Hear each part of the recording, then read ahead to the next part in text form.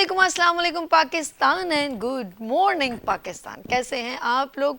और हमेशा की तरह देती हूँ दुआ, खुश रहें, आबाद रहें, अपनों के साथ रहें, एक दूसरे का ख्याल रखें और ख़ास तौर पे अपने वालिदैन का, जो अल्लाह पाक का बहुत ही कीमती तोहफ़ा है। इस दुआ के साथ मैं अपने morning show good morning with सभी का आगाज़ करती हूँ।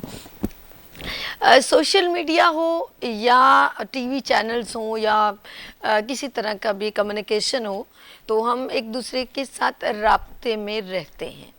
दैट्स अ गुड कि हम किसी वक्त किसी को भी पूछ सकते हैं उसकी तबीयत का, ख्याल का।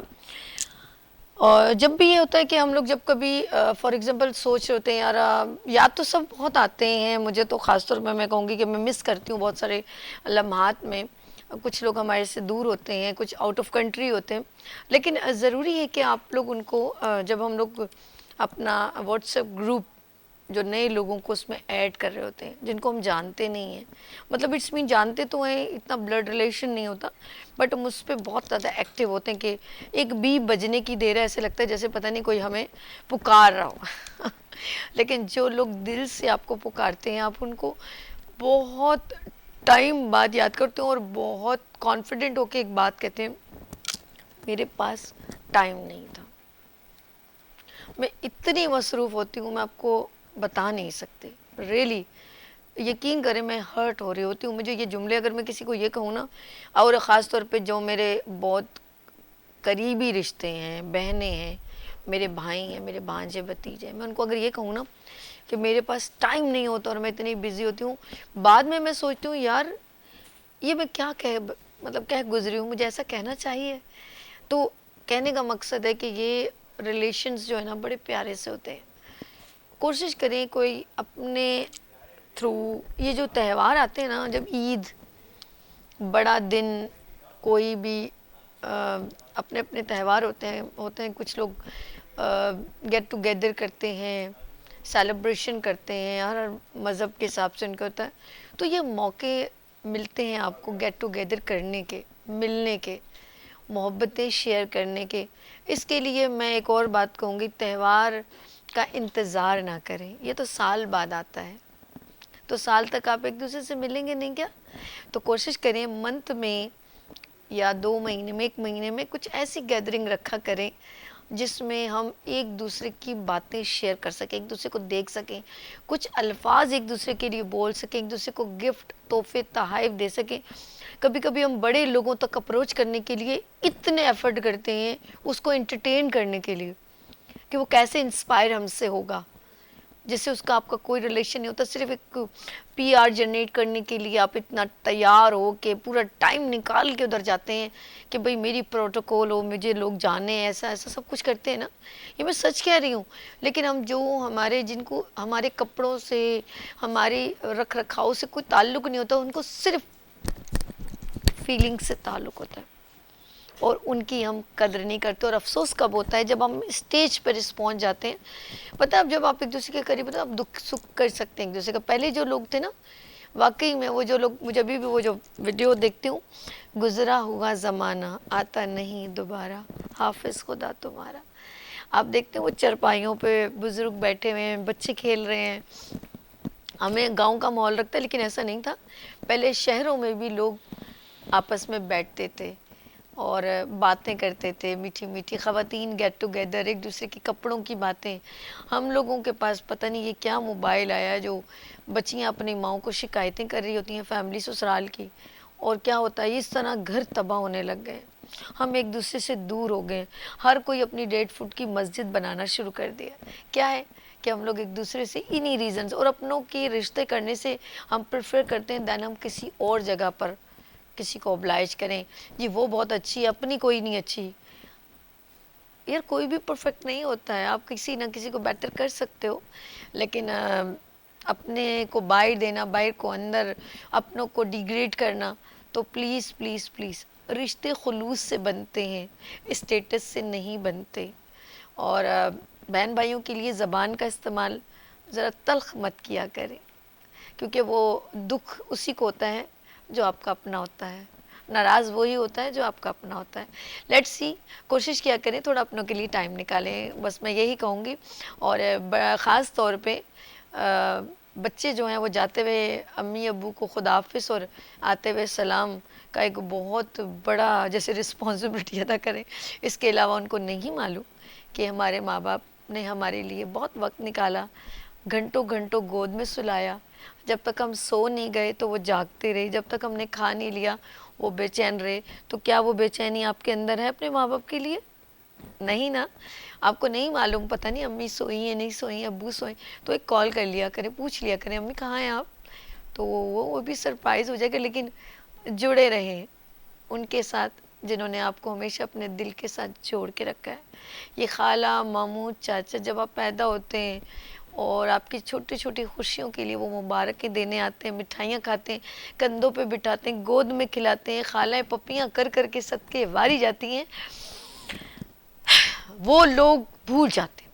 Very bad.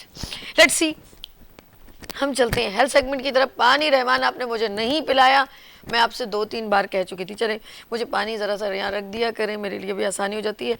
हम चलते हैं हेल्थ सेगमेंट। मुस्कुराना बहुत ज़रूरी है, मुस्कुराते हैं यूँ करके ऐसा हम मुस्कुराते हैं और हमारे जो चेहरे पे एक खूबसूरत सी मुस्कुराहट जो बिखरती है।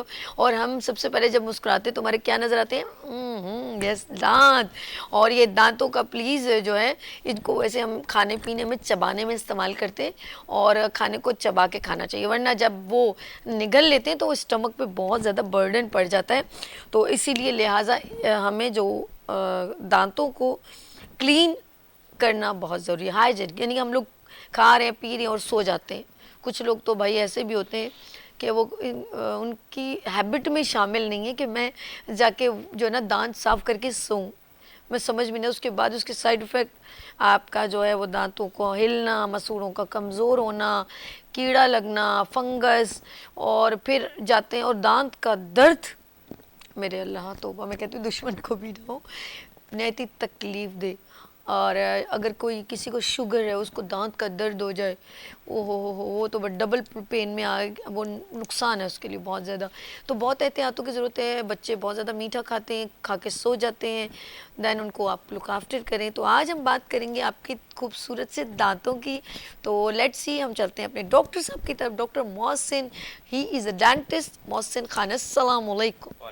कैसे हैं डॉक्टर साहब? अल्हम्दुलिल्लाह का शुक्र। डॉक्टर साहब, हम किसी से पहली बार मिलते हैं, ऑफ कोर्स अपने अपनों से, तुम्हारे चेहरे की मुस्कुराहट एक प्रेजेंट करती है दांतों को, ऐसा? फर्स्ट एक्सप्रेशन जो आपके होते हैं जब आप किसी से कोऑर्डिनेट करते हैं या पहली बार मिलते हैं, तो वो आपकी पर्सनैलिटी का एक शेडो बनाते हैं जो कि हमेशा रहता है। और if you have a confident smile, तो जो आपके ऑपोजिट पर्सन होता है उसके ऊपर भी आपका एक कॉन्फिडेंस बहाल होता है और वो आप पे ज़्यादा ट्रस्ट भी करते हैं क्योंकि आप कॉन्फिडेंट होते हैं। तो smile is a basic part of your personality. But unfortunately हम अपने ओवरऑल सिर्फ दांतों को नहीं, बॉडी को, हेल्थ को लेके भी इतने कॉन्शियस नहीं रहते, तो दांत तो फिर भी एक सेकेंडरी चीज़ आ जाती है। But the thing is that अगर आप अपने दांतों को मेंटेन रखते हैं, उनकी हाइजीन प्रॉपर रखते हैं, तो they can last up to your old age. Like आप 60-65 तक अपने सारे दांतों को, इमरान खान साहब देखें, उनकी एज कितनी है, लेकिन आप उनके दांत अगर कभी देखें जलसे के अंदर, तो वो बिल्कुल, जो कोई भी मुझे शो नहीं होता कि कोई दांत जो है वो नकली लगा हो। उनकी ओवरऑल हेल्थ या उनके दांत जो हैं वो बड़े अच्छे हैं। बाकी यंगस्टर्स हमारे जो हैं वो इतना ख्याल नहीं रख पाते। जब भी हम कभी किसी यंगस्टर को क्लिनिक पे देखते हैं, जो हमारे पास पेशेंट्स आते हैं, तो मोस्ट ऑफ द टाइम जो है उनके दांतों के अंदर खाना फंसा हुआ होता है, ब्रश रात को करके नहीं सोते, मॉर्निंग में उठते हैं तो प्रॉपर ब्रशिंग नहीं करते, देन स्वेलिंग गम्स के साथ आते हैं, स्केलिंग नहीं करवाते, कभी 1 साल हो जाता है, कभी 3-3 साल हो जाते हैं, अर्ली एज में दांत मोबिलिटी पे आ जाते हैं। फिर वो आके हमसे कहते हैं कि हम तो अभी यंग हैं, हमारे दांत कैसे हिल गए। तो अगर ये सारी चीज़ें वो नहीं कवर करते, तो फिर एंड स्टेज में उनको अपने दांतों से हाथ धोना पड़ सकता है ओहो, अर्ली एज में। इवन के 30-35 की एज में पेशेंट्स आते हैं जिनके एंटीरियर मीन सामने के जो दांत होते हैं वो हिल रहे होते हैं। Oh अब my वो God. कहते हैं हम तो यंग हैं, हमारे क्यों हिल रहे हैं? तो भाई, जब आपने पूरी ज़िंदगी अपने दांतों का केयर नहीं की, कैल्शियम प्रॉपर नहीं लिया, विटामिन डी नहीं लिया, ब्रशिंग नहीं की, तो इस स्टेज पे आके फिर दांत हिलेंगे नहीं तो क्या होगा? वो भी एक, उनको भी न्यूट्रिशन चाहिए होता है। तो अगर आप इस चीज़ को बाईपास कर देते हैं तो ये बहुत एक दांतों के लिए ज़्यादती हो जाती है। अच्छा, सबसे कौन सी जैसे मैं इसलिए आज हम लोग स्टेप बाय स्टेप भी बात कर लेंगे कि कब हमें अपने दांतों की स्केलिंग करवानी चाहिए और कौन सी एज में और कितने ड्यूरेशन गैप के साथ हमें स्केलिंग यानी कि दांतों की क्लीनिंग करवानी चाहिए। देखें, पर्सन टू पर्सन वेरी कर सकता है। कुछ लोग होते हैं जिनकी ओरल इन्वायरमेंट ऐसा होता है कि उनके 6 to 8 मंथ्स में प्लाक एक्यूमुलेट हो जाता है, जिसको हम पीलापन कहते हैं या टाटर कहते हैं। ठीक है। तो ऐसे लोगों के लिए रिकमेंडेशन है कि वो 6 मंथ में अपनी स्केलिंग करवाएं। बट सम पीपल्स आर जिनको 1 साल या 1.5 साल तक उनके दांतों में प्लाक एक्यूमुलेट नहीं होता या उनको ठंडा गर्म की शिकायत नहीं होती, तो वो 1 साल 1.5 साल वेट कर सकते हैं। तो ये एक पर्सन टू पर्सन वेरी करता है, बट ये क्लियर है कि मिनिमम 6 मंथ और मैक्सिमम 1 ईयर में आपको अपने दांतों की स्केलिंग करवानी चाहिए ताकि ये फॉर लॉन्ग टर्म चल सकें। लॉन्ग टर्म चलने के लिए कम से कम कितने मंथ की होगी? 6 मंथ। 6 मंथ के बाद कम से कम 6 मंथ में आपको स्केलिंग करवानी है। डिपेंड अपॉन क्या शुगर पेशेंट भी स्केलिंग करवा सकते? क्योंकि मशीन लगती देखें, ना। जो शुगर पेशेंट्स होते हैं उनको स्केलिंग नॉर्मल लोगों से ज़्यादा इंपॉर्टेंट होती है, क्योंकि उनकी सक्सेप्टेबिलिटी जो इन्फेक्शन के लिए वो ज़्यादा होती है। मींस कि वो ज़्यादा प्रोन होते हैं इन्फेक्शन के। थोड़ा सा भी इन्फेक्शन उनको हो तो वो फैल जाता है मुंह के अंदर। तो ऐसे लोगों को जिनकी शुगर हाई रहती है या शुगर का इशू है, उनको चाहिए कि वो अपनी जो स्केलिंग है वो प्रॉपर 6 मंथ में करवाएं। और अगर कभी भी दांतों से रिलेटेड किसी किस्म का भी इशू या इन्फेक्शन हो तो सेल्फ मेडिकेशन ना करें। अक्सर लोग मेडिकल स्टोर पे जाते हैं, यार मुझे कुछ सुन करने की दवा दे दो, मुंह में लगानी है। अब भाई डॉक्टर के पास जाएं, आप उनको दिखाएं। एक पेशेंट हमारे पास आया कि डॉक्टर साहब मैं 3 महीने से जो है ना वो एक जेल आती है सुन करने की, वो लगा रहा हूँ, उससे मेरा आराम आता है, लेकिन अब तो सूजन मेरे पूरे आई पे और इधर आ चुकी है, तो अब मैं क्या करूँ? It's called cellulitis. अब अच्छा, खुद से आय अल्लाह, सेल्फ मेडिकेशन क्यों करते हैं लोग? I don't know. अब वो सेलुलाइटिस में आए, उनकी आंख सूज रही, उनके पीछे पेन जो है ऊपर तक जा रहा है, फिर नीचे नेक तक जा रहा है। अब ऐसी कंडीशन में शुगर के पेशेंट वो, हम क्या करें? हमने फिर उनको एडमिट किया, फिर उनके इंट्रावेनस ड्रग्स वगैरह एंटीबायोटिक्स चलाई, फिर ऑब्जर्वेशन में रहे वो 2-3 दिन, फिर उनकी स्वेलिंग कम हुई, दैन वो डिस्चार्ज हुए। तो ये सारी चीज़ें बड़ी इंपॉर्टेंट होती हैं कि देखना चाहिए। एटलीस्ट ओल्ड एज पेशेंट को विद शुगर बहुत आपको जो है ना अपना ख्याल रखना चाहिए अगर डेंटल इश्यूज आपको हैं। अभी रिसेंटली परसों हमारे पास एक पेशेंट आई, शी वॉज 58-59। उनके मुंह में एक दांत ऐसा नहीं था जो कि ठीक हो। मोलर से लेके एंटीरियर तक सारे दांतों में कैरीज, डीप कैरीज, बीडीज यानी कि ब्रोकन डाउन टूथ पड़े हुए थे। और मुझे नहीं पता वो खाना कैसे खाती थी। मैंने उनसे पूछा आप खाना कैसे खाती हैं, तो उन्होंने मुझे कुछ बताया नहीं ठीक से। तो मैंने कहा अच्छा आपको कब्ज़ होता है? कह रही हाँ होता है। मैंने कहा इसकी वजह यही है क्योंकि आप खाना चबाती नहीं है, ऐसी स्वेलो कर लेती हैं। तो जब आप मैकेनिकल च्यूइंग दांतों से नहीं करते तो वो आपके स्टमक में जाता है, फिर उसको डाइजेस्ट होने में और एनर्जी और टाइम लगता है, तो वो लोड आपके इंटेस्टाइन पे आता है। Eventually you will and up in constipation.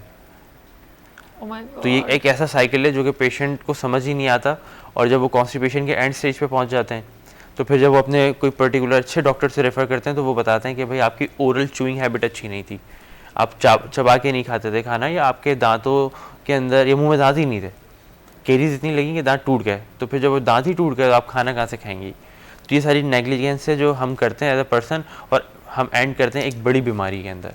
अच्छा यस। अच्छा, बच्चियों के अक्सर हम लोग जो है ब्रास लगाते ब्रेसेस होते हैं इनके। अच्छा जी, ब्रेसेस जो हैं वो हमें दांतों को इक्वल करने के लिए बिल्कुल लगाते हैं। वो हमें किस उम्र में, अगर फॉर एग्जांपल हमारे छोटे बच्चे उनके दांत आगे पीछे होते हैं ना कभी कभी बच्चियों के, तो हम ज़रा सा फिर दूसरे बच्चे उनका मजाक उड़ाते हैं, तो ये ब्रेसेस लगाने का कब ड्यूरेशन शुरू होता है? जब आपके बच्चे 9 या 10 साल की उम्र में आ जाएं तो आप उनका डेंटल चेकअप करवाएं अगर उनको ये इशू है।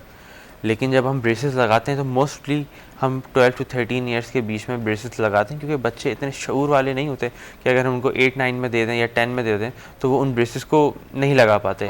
Eventually they will and up के तोड़ देते हैं, वो हाथ से पकड़ के निकाल देते हैं, वो अपने दांतों का भी नुकसान होता है। मैक्सिमम एज की रिक्वायरमेंट क्या है? मैक्सिमम एज मैंने 38 एक पेशेंट थे हमारे जो अभी कंटिन्यू है, उनकी ऑर्थो ट्रीटमेंट चल रही है, तो हमने उनको किया और उनका बहुत अच्छा रिजल्ट है। तो age doesn't matter, but it's important कि आप अपनी यंग एज में करवाएं। मैक्सिमम बेनिफिट और रिजल्ट जो होता है वो आपका यंग एज में आता है। इस एज पे आप करवा सकते हैं 35, 37, 38, तो फिर उसको टाइम ड्यूरेशन लगती है। और जगह पे आने में टाइम जब पेशेंट की एज ज़्यादा हो जाती है तो फिर वो थोड़ा सा इतनी जल्दी एक्सेप्ट नहीं करते इन चीज़ों को, वो ज़्यादा इशू आता है, दर्द उनको ज़्यादा होने लगता है एज बढ़ने की वजह से, पीडीएल उनके हार्ड हो जाते हैं, बोन कैल्सिफिकेशन ज़्यादा होती है, तो मूवमेंट में बहुत टाइम लग जाता है दांतों की। ओके। और अच्छा, जिन जिन लोगों का अगर हो तो वो इनिशियली जितनी जल्दी हो सके इनका इस्तेमाल करें ताकि वो अपनी जगह पर, क्योंकि वो कमज़ोर होते हैं। बिल्कुल, तो जब ग्रोइंग एज होती है तो बोन डेवलपमेंट होती है, सॉफ्ट बोन होती है, तो वहाँ पे मूवमेंट जल्दी आती है, सही सही। तो पेशेंट के लिए भी अच्छा, छोटा है, जल्दी से मतलब चीज़ों को वो मैनेज कर लेगा। लेकिन जब आप प्रोफेशनल लाइफ में आ गए, आपकी एज 35 है, 38 है, फिर आप इस ऑर्थो ट्रीटमेंट के साथ अपनी पूरी प्रोफेशनल लाइफ को भी गुजारना इशू हो जाता है। फिर ब्रेसेस लगे होते हैं, फिर दोस्त टोकते हैं यार ये तो बच्चे लगाते हैं, आपने क्यों लगा लिए। हाँ सही लेकिन सही। इसके लिए भी अब हमने एक और हल निकाला है कि हम अलाइनर्स लगा देते हैं, दे आर विजिबल इनविजिबल, तो जब आप लगा लें तो सामने वाले को आइडिया नहीं होता आपने कुछ लगाया हुआ।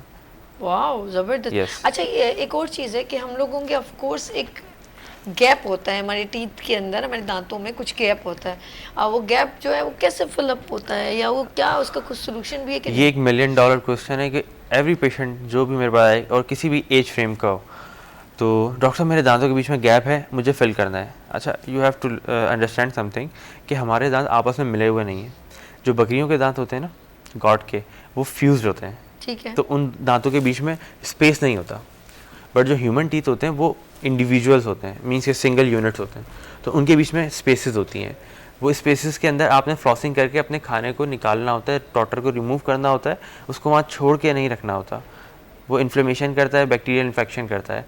तो लोग क्या कहते हैं, इसको फिलअप कर दें। अब आपके दो दांत हैं जो कुदरती अल्लाह ताला ने इंडिविजुअल अलग बनाए, अब आप उसको बीच में फिलिंग करवा के फिलअप करवा देंगे तो वहाँ पे फ्लॉस पास नहीं होता, नीचे डेब्रिस जमा होगा, इन्फेक्शन होगा, तो eventually it will lead up your कि डॉक्टर साहब देखें सूज गया पूरा मेरा गम। Oh my God. अच्छा, वो फिर हिस्ट्री क्या होती है, वो मैंने किसी जो ना क्वैक यानी कि अताई डॉक्टर को दिखाया था और कहा कि भाई इन दांतों के बीच में झिरी है, खाना बचता है, तुम इसमें फिलिंग कर दो। उन्होंने वो पता नहीं कुछ भी भर दिया और वो जो है ना ये लीड करता है इस इशू को कि दांत भी इवेंचुअली नहीं। डॉक्टर साहब एक बात बताएं कि हम लोग इंसान हैं तो हमें कुछ प्रॉब्लम होती है, डॉक्टर के पास चले जाते हैं, या खुद भी दांतों से कोई टूथपिक से निकाल रहा है, कोई धागे से थर्ड से कर रहा है, ऐसे ऐसे करके निकल जाता है। या जानवरों को जब कुछ ऐसा प्रॉब्लम होता होगा कि नहीं? अब वो तो बेचारे कुछ निकाल ही नहीं, अपने किससे निकालेंगे? अगर जैसे गाय है, अल्लाह ना करे वो चारा खाते हुए उसको कोई लकड़ी फंस गई, कभी ऐसा हो सकता है? देखिए, ये हमारा जो कंट्री है यहाँ पे बेसिक हमारे पास सहूलियात नहीं है, बट अगर आप डेवलप्ड कंट्रीज़ में जाते हैं तो यू विल नो कि वहाँ पे जो अपने घर में पेट्स रखते हैं या वो जिन्होंने जानवर फॉर ट्रेडिंग या फार्म वगैरह में पाले हैं, तो उनके एक डॉक्टर्स होते हैं अपने, वो दांतों की वैसे ही ट्रीटमेंट करते हैं जैसे इंसानों की होती है। लाइक वो उनकी रूट कैनाल्स भी करते हैं, अगर उनके दांत के अंदर इन्फेक्शन हो जाए वो उनके उसकी फिलअप भी कर देते हैं, उनके अगर कोई एब्सेस है तो वो एब्सेस ड्रेन भी करते हैं। वो सारी ट्रीटमेंट जो कि एक इंसान की होती हैं वो उनकी भी करते हैं, क्योंकि वो जानवरों को भी काफ़ी इंपॉर्टेंस देते हैं। और यहाँ पर कोई परवाह ही नहीं है? यहाँ पे तो नहीं होती, यहाँ पे आपको काफ़ी मुश्किल हो जाता है। कोशिश करते हैं कि हमें कितना ये बेनिफिट दे रहा है, दूध कम दे रहा है, उससे ज़्यादा दूध ले लिया जाए, उसका ख्याल नहीं रखना और उससे सब कुछ और लेना। फिर दूसरा ये कि वो उनको जो ये बात की आपने तो आपको भी आइडिया हुआ कि जो यहाँ पे मिल्क प्रोडक्शन करवाते हैं वो थ्रू हार्मोन्स करवाते हैं। हाँ। तो उससे उनकी प्रोडक्शन तो डबल हो जाती है, उससे भी ज़्यादा हो जाती है, बट वो जो मिल्क आता है अफादियत उसकी खो जाती है, वो हमारे लिए भी मुज़र होता है। तो फिर सर हम कहाँ जाएं? हम ऐसा तो पॉसिबल नहीं है ना, क्या करिए, तो मजबूरी है हमारी। देखिए, हम जो है ना बहुत ज़्यादा कमर्शलाइज हो चुके हैं। जो गांव में रहते हैं वो भी तो अपनी ज़िंदगी गुजारते हैं ना, सही कह, महदूद ज़राए वसाइल के अंदर। उनके पहले तो मैंने सुना है, मेरे दादा बताते थे कि कराची में भी हर घर में जो है एक ना एक गाय होती थी जो अपना दूध वगैरह, गोट वगैरह, दही दूध निकालते थे, मक्खन वगैरह घर का होता था। अब तो ये सिर्फ गाँवों तक रह गया, और गाँवों में भी अब बहुत अंदर के जो गाँव हैं बिल्कुल पेरिफेरीज के अंदर पाकिस्तान के, वहाँ पे होता है। अब गाँवों में भी लोगों ने जो है ना ये सिस्टम कर लिया कि बाड़ा होगा वहीं से दूध आ जाएगा। तो जब हम सेल्फ डिपेंडेंट नहीं रहते, लोगों पर डिपेंड हो जाते हैं, तो फिर हमारे साथ यही होता है कि हमें कॉम्प्रोमाइज़ करना पड़ता है क्वालिटी पे। और एक और भी चीज़ है, हमारी लालच भी तो इतनी बढ़ जाती है। अब देखा जाए जिन लोगों के बड़े बड़े फार्म हाउस हैं या बड़े बड़े पैमाने पे दूध बन रहा है, उनके पास क्या कमी होगी? उनके पास बेइंतहा पैसा होगा, लेकिन मज़ीद उसको, जैसे इन्होंने कहा कि हार्मोनल इंजेक्शन लगवाए जाते हैं, जो दूध जो आता है वो हमारे लिए भी सूटेबल नहीं है, हमारे बच्चों के लिए नहीं। और इसी वजह से इनिशियली बच्चों में भी और ख़वातीन में बहुत सारी बीमारियां पैदा होती हैं, जिसमें जो है मैं ये कहूँगी कि जो बांझपन है और ख़वातीन बच्चियां जो वक्त से पहले और बच्चे हैं जो वो प्रॉब्लम्स का शिकार हो जाते हैं, तो बिल्कुल। ये सारी प्रॉब्लम बेसिकली जब आप हार्मोनल इंजेक्शंस के थ्रू जो मिल्क आता है उसको आप लेते हैं तो it will and up in these kind of issues. बिल्कुल बिल्कुल हो सकता है। ये होते हैं और इन्फेक्शंस हो जाते हैं अर्ली जो है आपके जो स्टमक है वो इन्फेक्शन आ रहा है, पेशेंट बताता है कि भाई अर्ली एज छोटे बच्चे हैं लेकिन या तो उनको मोशंस हो रहे हैं या तो उनको कॉन्स्टिपेशन हो रही है, भाई बहुत जल्दी हो जाती है, बहुत जल्दी। दांत भी ठीक है आपके, सारी चीज़ें, फिर भी क्यों हो रहा है? क्योंकि वो जो फूड ले रहे हैं वो प्रोसेस फूड है, उसके अंदर केमिकल्स वगैरह मिले हुए हैं, प्रिजर्वेटिव बहुत एक इंपॉर्टेंट रोल प्ले करते हैं इन चीज़ों में। शॉर्टकट है ना, हर किसी को शॉर्टकट कमर्शलाइज हो गए, हमारे पास टाइम नहीं अपने लिए। जब आप अपने लिए टाइम नहीं निकाल सकते तो फिर कोई आपके लिए क्यों इतना ख्याल करेगा कि आपको सारी प्रॉपर चीज़ें देगा अप टू द हेल्थ। और दूसरा हमारे यहाँ चेक एंड बैलेंस नहीं होता। अभी आपने कल की खबर सुनी होगी कि लाहौर से कोई 3 साल पुराना मीट एक किसी जगह से बरामद हुआ है। अस्तगफिरुल्लाह, क्या करा था उन्होंने 3 साल? मतलब उन्होंने स्टॉक किया हुआ था। Oh my God. मीट आप इतना स्टॉक नहीं कर सकते। It should be like regular basis पे आपको जानवर फ्रेश काटना चाहिए और बाहर मुल्कों में तो ये लॉ है कि आप उसको फ्रेश काटेंगे और विद इन वीक डिस्पर्स कर देंगे। ऐसा नहीं है कि आप उसको 6 महीने या साल तक फ्रीज कर सकते हैं, ये आइडियल नहीं होता। साइड इफेक्ट बताएं ना, कितने लोगों को नुकसान है कि ये अगर रखने के बाद डीप फ्रीज करने के बाद आप इसको 1 मंथ के बाद भी यूज करते हैं तो उसके साइड इफेक्ट्स कितने जब बैड आप हैं। डीप फ्रीज करके उसको 6 मंथ 8 मंथ या 8 तक लेके जाते हैं तो हर जो मीट होता है उसके अंदर अपने एक बैक्टीरिया डेवलप होते हैं। Oh my God. ठीक है, अगर आप मीट को भी खुला छोड़ देते हैं तो उसमें सारे जरासीम लग जाते हैं और वो उसमें कीड़े लग जाते हैं। बट आप फ्रेश मीट को जब फ्रीज करते हैं तो 1 साल 1.5 साल के अंदर उसके अंदर माइक्रो बैक्टीरिया डेवलप हो जाते हैं और उसकी जो अपनी अफादियत होती है, जो उसके न्यूट्रिशंस होते हैं वो ख़त्म होते जाते हैं। तो वो सिर्फ एक पीस ऑफ मीट रह जाता है, उसके एक बेनिफिट्स होते हैं वो तकरीबन ना होने के बराबर हो जाते हैं। It will and up increasing your cholesterol, increasing your other issues, in blood में इन्फेक्शन करना। अक्सर लोग होते हैं हमने गोश्त खाया था उसके बाद हमारे मोशन लग गए, तबीयत भारी हो गई, उल्टियाँ लग गई। हाँ जी, ये सब तो ये सब होता ही जब आप फ्रीज मीट जो कि 6-8 महीने पुराना है उसको खा रहे होते हैं। अच्छा, अक्सर लोगों के दांत में जो है ना ये चिकन वगैरह फंसता है वो तो चलो इतना पेनफुल नहीं होता, लेकिन ये गाय का गोश्त अगर दांत में ज़्यादा देर रुका रहे और ना निकले तो वहाँ स्वेलिंग हो जाती है। ये क्या रीज़न हो सकता है? देखिए हमारी बॉडी है ना, उसके अंदर अगर आप कोई भी फॉरेजन सब्सटेंस इंजेक्ट कर देंगे जो बॉडी एक्सेप्ट नहीं करती, वहाँ पे सारा इन्फेक्शन हो जाता है और वो स्वेलअप करता है, वो पस फॉर्मेशन होती है, एब्सेस जिसे कहते हैं। तो यही हमारे दांतों के साथ है। अगर आप किसी भी टिश्यू को या कोई भी गोश्त का पार्टिकल हो या कोई भी सब्सटेंस हो या सॉफ्ट तक हो, अगर वो आपके मसूड़ों के अंदर चली जाती है तो वो 24 आवर्स के अंदर बॉडी का सेल्फ मैकेनिज्म स्टार्ट होता है और वो उस जगह को इन्फेक्टेड भी कर देती है और फिर वहाँ पे एब्सेस भी बन जाता है, सूजन आ जाती है। पेशेंट कहते हैं डॉक्टर साहब सूजन हो गया, मसूड़ा सूजी है। तो इसका बेहतर तरीका यही है कि कभी भी किसी चीज़ को फ़ौरन बॉडी को अपने दांतों में मसूड़ों में रुकने ना दें। आपको फील हो रहा है डॉक्टर के पास जाए, निकलवा दें। संडे को एक पेशेंट था, बड़ा उसके दर्द हो रहा था तो हमने उसको ओपीडी कर रहे थे, उसकी रूट कैनाल वगैरह कर रहे थे। इतने में एक पेशेंट आया, बच्चा 6 साल का, अपने वालिद के साथ, दर्द के अंदर बड़ा रो रहा। मैंने बोला क्या हुआ उनको, कि वो पता चला उस बच्चे, जब मैंने एग्जामिन किया, एक्सरे किया, कि वो बच्चे का दूध का दांत था। जब उसने खाना खाया तो कोई जीरे का दाना था जो कि दांत, शायद अनार का या जीरे का, वो उसके दांत के अंदर चला गया, मसूड़ों के 2 दांतों के बीच के अंदर, और वो उनको दिख भी नहीं रहा था कि वो कैरीज कीड़ा लगा हुआ था। तो मुझे कह रहे हैं डॉक्टर साहब हमें दिख नहीं रहा क्या है, लेकिन ये बच्चा मुसलसल बोल रहा है हमें दर्द बहुत हो रहा है। फिर हमने एक्सरे किया तो फंस गया होगा ना, हाँ बिल्कुल फंस के अंदर चला गया। तो वो शो नहीं हो रहा था। फिर हमने एक्सरे किया तो उसमें फॉरेन बॉडी आई। तो फिर हमने उसको मशीन से इंजेक्ट किया, फिर उसको साफ़ वगैरह किया, फिर उसको निकाला, तो फिर वो बच्चा रिलैक्स हुआ। Oh my God, oh my God. अच्छा, इस तरह की कोई और, मैं चाह रही हूँ कि जितनी मैं आपसे क्वेश्चन कर रही हूँ, नाज़रीन आप हमें लाइव कॉल कर सकते हैं। डॉक्टर मोहसिन खान डेंटिस्ट मौजूद हैं। अक्सर मदर्स को, जब मैंने खुद भी देखा है कि वो पहले ये होता था कि वो कोई दांत पानी में रखती थी फिर उसके बाद लगाती थी। ये क्या सिचुएशन है सर? देखें, जब आप अपने सारे दांत खो देते हैं, इवेंट में जाना है तो फिर वो कहीं उनके गैप से दांत निकले होते थे।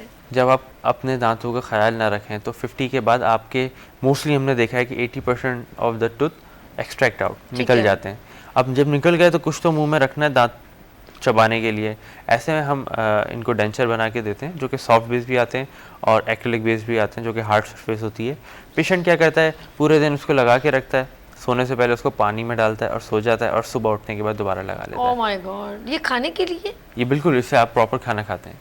वो मज़ा तो नहीं आता जैसे नेचुरली आना चाहिए, हाय हाय हाय हाय। बट ये है क्लोज टू नेचुरल, और इससे आप अपनी लाइफ को बेहतर कर सकते हैं, चबा भी सकते बस हैं, इजीएस्ट कर लिया ईजिएस्ट और कर कुछ लेते हैं, नहीं। गोश्त भी चबा सकते हैं उससे आप। अच्छा हाँ, चबा लेते हैं। अच्छा, अक्सर लोग जब अपने दांतों की ट्रीटमेंट करवाते हैं तो कुछ फिर हार्ड चीज़ें, जैसे आपने फिलिंग करवाई, ठीक है, जी। या नया जो एक रूट कैनाल कैनाल करवाया, करवाया। जो भी है, उसके बाद हार्ड चीज़ों को अवॉइड करना बहुत ज़रूरी होता है। देखें, जब आप रूट कैनाल करवा हड्डी लें, तोड़ना, हाँ, अखरोट तोड़ना, हम लोग अखरोट- ढक्कन खोल देते हैं कभी कभी बॉटल का, जज्बाती वो भी बिल्कुल। नहीं, चलो जी यार, जब हमें पता नहीं होता, मैं ये कहूँगी, बिल्कुल। उसके बाद उसकी ये जोर लगाना, मेरी माँ अक्सर, अल्लाह उनको बख्शे, कहती अरे नहीं करो, जड़ें कमज़ोर हो जाएगी। मैंने कहा यहाँ कौन सी जड़ें निकल रही हैं, लेकिन अब पता चलता है सही कि कहती हैं। डेंजरस है। देखें, ये ढक्कन खोलना, अभी कल ही मेरे पास, कल नहीं, 3 दिन या 4 दिन पहले एक पेशेंट आई, उनकी एज थी 53। मैंने कहा जी, कंसल्टेशन की हमने, कह रही है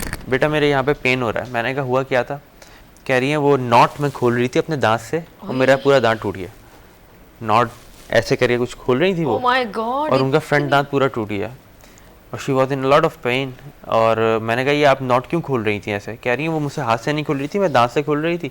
अब उनकी एज 56 57, तो क्या वो नॉट कैसे खोल सकती हैं? वैसे भी नॉट दांत से नहीं खोलनी चाहिए। तो उनका पूरा सामने का दांत टूट गया। फिर हमने उसकी रूट कैनाल की, कोर बिल्डअप किया, फिर उसके बाद उस पर क्राउनिंग अब देंगे हम। तो उनकी एक लापरवाही की वजह से उनका एक अपना दांत टूट गया। तो इस वजह से हम पेशेंट को कहते हैं कि अपने दांतों का इस्तेमाल सिर्फ खाने की हद तक रखें, उनसे नॉट खोलना, ढक्कन खोलना, अखरोट तोड़ना, बेसिक इंजरी आती है अखरोट तोड़ने से। जब आप अपनी अकल दाढ़ वगैरह इन सब को यूज़ कर पीछे जाके अखरोट रख के तोड़ने लगते हैं, तो जॉ पे भी, आपके जॉइंट पे भी प्रेशर आता है और उससे आपके जो दाढ़ है वो टूटने या फ्रैक्चर होने का ख़तरा होता है। तो सजेशन यही होती है कि अगर आप अखरोट वगैरह तोड़ना चाहते हैं तो उसका एक प्रॉपर आता है, एक मशीन आती है जिससे आप तोड़ सकते हैं। और अगर आप नॉट वगैरह खोलनी है तो कभी भी आप अपने दांतों का इस्तेमाल ना करें। Highly dangerous for anterior teeth, कि जैसे ही आप नॉट खोलते हैं वो सारा प्रेशर एक ही दांत पे आता है, वो टूट जाता है, ये चिप ऑफ हो जाता है, और वो आपको एक तो एस्थेटिकली भी कॉम्प्रोमाइज़ करता है, दूसरा ये टूट भी जाते हैं। थर्ड ये होता है कि जब आपकी एज बढ़ गई, शुगर पेशेंट ने, दांत कमज़ोर हो गए, तो अवॉइड करें कि आप कोई भी हार्ड सब्सटेंस अपने दांतों से चबाएं। अगर आप उसके कोई ऑल्टरनेट तरीका कर सकते हैं तो आप उसको इस्तेमाल करें, रादर देन डायरेक्टली अपने दांतों पे प्रेशर डालें, जो कि उस वक्त तो आपको दर्द नहीं करता, बट कुछ टाइम बाद यू विल फील कि मेरे मसूड़ों में दर्द आ गया है। अब मैं यूँ चबाती हूँ तो प्रेशर लगता नहीं है। बिल्कुल। एक ख़वातीन आई हमारे पास इसी वीक, उनके सामने 6 दांत जो थे वो आर्टिफिशियल लगे हुए थे। अल्लाह, 6 दांत, oh my she God. Was young, 31 32। Okay. अब हमने उनसे हिस्ट्री ली, मैंने पूछा कि क्या हुआ। एक्चुअली उनके जो नकली दांत लगे हुए थे वो चिप ऑफ यानी कि टूट गए थे, उनका मेटल शो हो रहा था। मैंने कहा ये ऐसे तो नहीं टूटते, कोई रीज़न होगा। उन्होंने उस टाइम मुझे नहीं बताया। फिर हमने उनकी ट्रीटमेंट की, दोबारा सारा कटिंग की, नए जो दांत लगाने थे वो बनवा के ले आए, हमने लगा दिए। तो फिर वो मेरे पास एक दिन बाद आई कि डॉक्टर साहब मेरे दांत में दर्द हो रहा है, ये लेफ़्ट साइड पे जो चिप ऑफ हुआ था पहले। अच्छा। मैंने कहा आपके इसमें दर्द है, आप मुझे ट्रूली बताएं कि इस दांत का हुआ क्या था आपके साथ। जब मैंने उनको पुश किया तो उन्होंने बताया वो मेरा बेटा है ना छोटा, उसकी जो लात होती है वो यहाँ लग गई थी, गोद में मैं उसको ली हुई थी और उसने ऐसे मारी तो वो मेरे यहाँ लगी, जिसकी वजह से वो जो मेरा आर्टिफिशियल क्राउन था वो भी टूट गया और मेरे दांत पे भी हिट हुआ। Oh my God. अब उन्होंने ये चीज़ बताई नहीं मुझे, आई डोंट नो क्यों नहीं बताई। अगर वो मुझे बताती तो हम बिना रूट कैनाल के क्राउन नहीं देते उनको। फिर हमने सारा क्राउन उतारे, फिर दोबारा उनको रूट कैनाल दी, फिर दोबारा इसमें क्राउन दिया। छुपाने की क्या, डॉक्टर से तो कुछ नहीं छुपाना चाहिए। अच्छा डॉक्टर साहब ये बताइए कि ना सोने का दांत भी होता है या चांदी का दांत भी होता बिल्कुल होते हैं, बट अभी तो काफ़ी एक्सपेंसिव है तो लोग इतना अवॉइड करते हैं। बट है, ये लेकिन है क्यों लगवाया जाता है, इसके फायदे क्या हैं, नुकसान क्या है? देखें नुकसान तो नहीं है। अगर एक पेशेंट है जिसको क्राउन देना है हमें किसी भी रीज़न की वजह से, तो हम उसको चांदी का क्राउन भी दे सकते हैं और गोल्ड का भी दे सकते हैं, तो ये तो अल्टरनेटिव होगा। बट ये क्राउन नॉर्मली लोग इसलिए देते थे कि वो अपनी वेल्थ को शो कर सकें। ठीक ओके, है, हाँ। I am very rich person. अगर आप यूएसए यूके की बात करें तो वहाँ पे मेरी फैमिलीज़ हैं जो यूके की रेजिडेंट है, मेरे पास आती हैं काम करवाने, तो they just for the aesthetics कि डॉक्टर साहब मुझे यहाँ पे ना चांदी का क्राउन लगा दें। अच्छा। मैंने बोला यार ये क्यों, आपके दांत तो बिल्कुल परफेक्ट हैं। नहीं बस मुझे आप लगा दें, मुझे जो है ना वो वहाँ पे ये कल्चर है कि जो वेल्थी होता है उसके यहाँ पे चांदी के दांत लगे होते हैं या उनमें डायमंड्स लगे होते हैं। तो डायमंड भी लगते हैं। ओह माय गॉड, सोने का दांत होता यानी है, कि बंदे को किडनैप करके मुक्के मार मार के उसके दांत तोड़ बल्कि दो। वो आप क्राउन लगाते हैं उसमें डायमंड उस पर लग जाता है और वो लोग लगवाते हैं। इट्स बिट एक्सपेंसिव हियर, वहाँ तो बहुत ज़्यादा है, यहाँ भी एक्सपेंसिव है। ओके डॉक्टर साहब, बहुत मज़ा आया आपके साथ।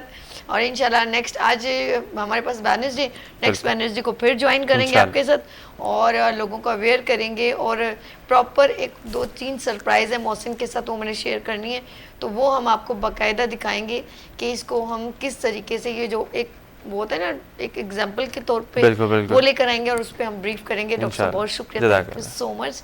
अच्छा जी नाज़रीन, आप लोगों ने कहीं नहीं जाना, यहाँ लेंगे छोटी सी ब्रेक और मिलते हैं ब्रेक के बाद गुड मॉर्निंग विद सबके।